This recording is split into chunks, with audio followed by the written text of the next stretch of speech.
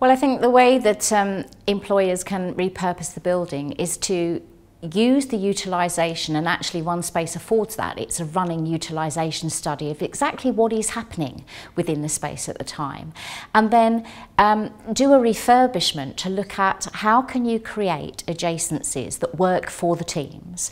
How can you create shared space rather than maybe booking a meeting room? That's a real give back to a team of people who don't have to book a meeting room, but they've got their own space. And the way they can create that is by looking at what they've given up, which is maybe a desk per person that they're never at, and have this new space. Now, if you take that across a floor plate and then across a building, you'll find that you're probably saving maybe 10, 15, 20% of your space. That's an enormous cost saving. But it doesn't necessarily mean that what you're going to do to your employees is say, we're taking that away.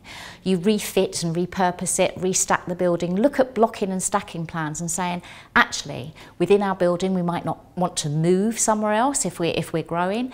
Is get the right space at the right time for the people across the floor. And if you do have that extra space, lots of companies are now looking at how they can sublet certain areas of their building, because you have the ability with security to cut and carve buildings now, to partition them off and have different floors and saying you can, it's secure, and you can run the technology through the building and actually by default become a landlord and make money from actually doing that.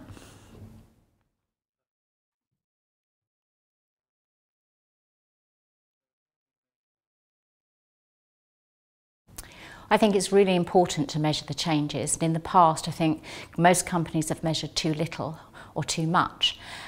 They have reports churned out each week, and I call it dumb data, because what it tells you is the status quo, but nobody actually actions it and has a strategy to change that. And the beauty of OneSpace is it gives you dynamic data, not just about the space that's being utilised by who, when, how, but also the power consumption you're using, and gives you those reports to actually action a plan for the future.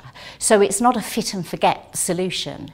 It's literally each week you can go in and analyse that. Perhaps at the end of 3 or 4 months you can see what's working, what's not working, and change it.